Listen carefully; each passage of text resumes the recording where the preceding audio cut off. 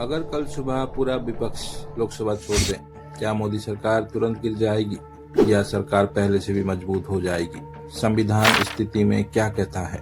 आइए 5 मिनट में इसकी पूरी कहानी जानते हैं। स्वागत है आप सबको विक्रम स्ट्रैटेजी में। तो चलिए शुरू करते हैं। यार, कभी कभी हम सोचते हैं कि पॉलिटिक्स में एकदम से कोई ऐसा कदम हो जाए जिससे पूरा सिस्टम हिल जाए। अब सोचो, एक दिन सुबह न्यूज आए, ऑपोजिशन ने लोकसभा बॉयकॉट कर दिया, सबने कलेक्टिव रेजिग्नेशन दे दिया, देश भर में हंगामा होगा, चैनल्स पर डिबेट्स होंगे, लोग कंफ्यूज होंगे। अब आगे क्या होगा? दोस्तों, आज की वीडियो में हम कोई पार्टी को टारगेट नहीं कर रहे हैं, बस एक हाइपोथेटिकल सिचुएशन को सिंपल भाषा में समझेंगे। अगर कल ऑपोजिशन छोड़ दे तो लोकसभा का काम कैसा चलेगा, सरकार पर क्या असर पड़ेगा और आम आदमी के लिए इसका मतलब क्या होगा? पहले देखते हैं। देखो, ऑपोजिशन अगर बॉयकॉट करती है तो सबसे बड़ा रिस्क उन्हीं के लिए होता है। सबसे पहला पॉइंट, पार्लियामेंट में उनकी आवाज बंद हो जाएगी।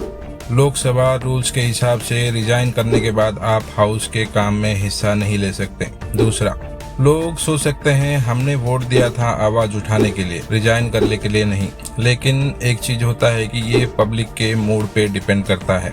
और तीसरा, सरकारी बिल्स और लॉस एक तरफा पास हो सकते हैं क्योंकि डिबेट करने वाला कोई नहीं बचेगा। तो दोस्तों, इसमें लोगों का एक सोच आ सकता है कि ऑपोजिशन यहाँ पे निकम्मा है, एक तरह से कह सकते हैं। अब आते हैं सरकार पर। ऑपोजिशन बॉयकॉट करे तो बीजेपी सरकार पर क्या असर रहेगा? सीधी सी बात है, सरकार फिर भी चलती रहेगी।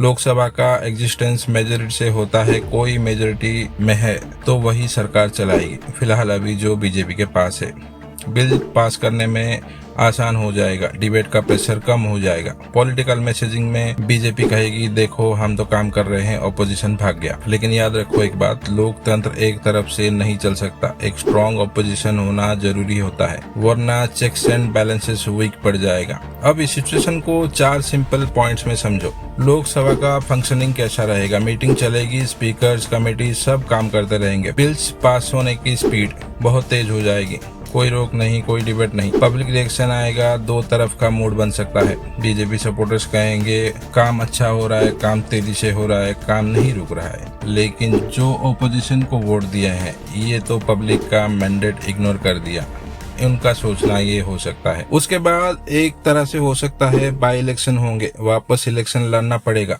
वोटर ये सवाल जरूर पूछेंगे, आप गुस्सा किससे थे भाई, सरकार से या हमसे? एक बात बोलिए दोस्तों, सच कहना, ऑपोजिशन अगर बॉयकॉट के एक ड्रामेटिक स्टेप तो हो सकता है, लेकिन पॉलिटिकल डैमेज भी बहुत होता है।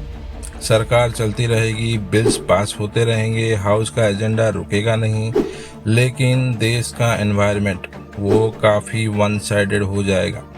और एक हेल्दी डेमोक्रेसी के लिए ये आइडियल सिचुएशन नहीं होता, इसलिए समझना जरूरी है। बॉयकॉट कभी परमानेंट सोल्यूशन नहीं हो सकता। डायलॉग, डिबेट, प्रेशर, यही डेमोक्रेसी की असली स्पीड ब्रेकर्स है। आपका इस पे क्या कहना है? क्या ऐसा बॉयकॉट कभी होना चाहिए? कमेंट्स में जरूर बताना।